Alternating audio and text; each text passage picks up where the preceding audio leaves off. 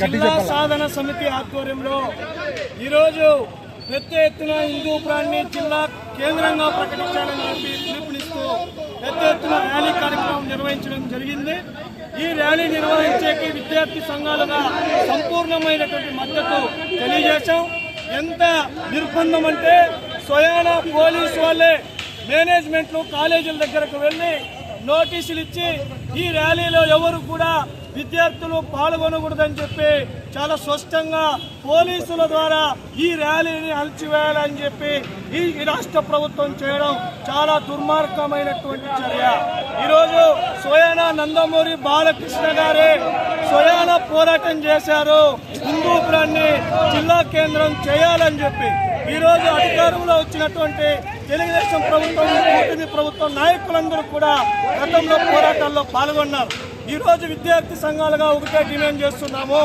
ఈరోజు రాజకీయ కార్యక్రమాలకి విద్యార్థుల్ని పంపించకూడదు, దానికి పూర్తి బాధ్యత యాజమాన్యందే అని చెప్పి పోలీసు వారు నోటీసు ఇవ్వడం సిగ్గుమాలించారు అని చెప్పి ఈరోజు మేము తెలియజేస్తున్నాం. గతంలో విద్యాశాఖ మంత్రి పాదయాత్ర చేసే క్రమంలో పెద్ద ఎత్తున యువకులు పాదయాత్ర చేసే క్రమంలో విద్యార్థుల దగ్గరకు వెళ్ళి నువ్వు సమస్యలు తెలుసుకోలేదా అని చెప్పి నారా లోకేష్ ని ప్రశ్నిస్తాను. ఈరోజు హిందూపురం వాసులుగా హిందూపురం ప్రజల చురుకాల కోరిక ఉన్నటువంటి ఈ జిల్లా సాధనలో ఎందుకు ఈ విద్యార్థుల్ని పాల్గొనకుండా అడ్డుకున్నారని చెప్పి ఈరోజు మేము ప్రశ్నిస్తున్నాం. ఇలాగే కొనసాగిస్తే ఖచ్చితంగా మంగళవారం రోజు అన్ని విద్యా సంస్థలకి బంద్కి రోజు విద్యార్థి సంఘాలు పిలుపునివ్వబోతున్నాము.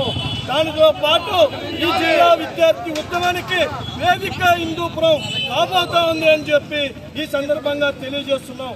ఇప్పటికైనా మాట తప్పని మడమ తిప్పని ఈరోజు కుటుంబంలో పుట్టినటువంటి బాలకృష్ణ గారు ఎందుకు మాట తప్పారు అని చెప్పి ఈరోజు విద్యార్థి సంఘాలుగా ప్రశ్నిస్తున్నాం.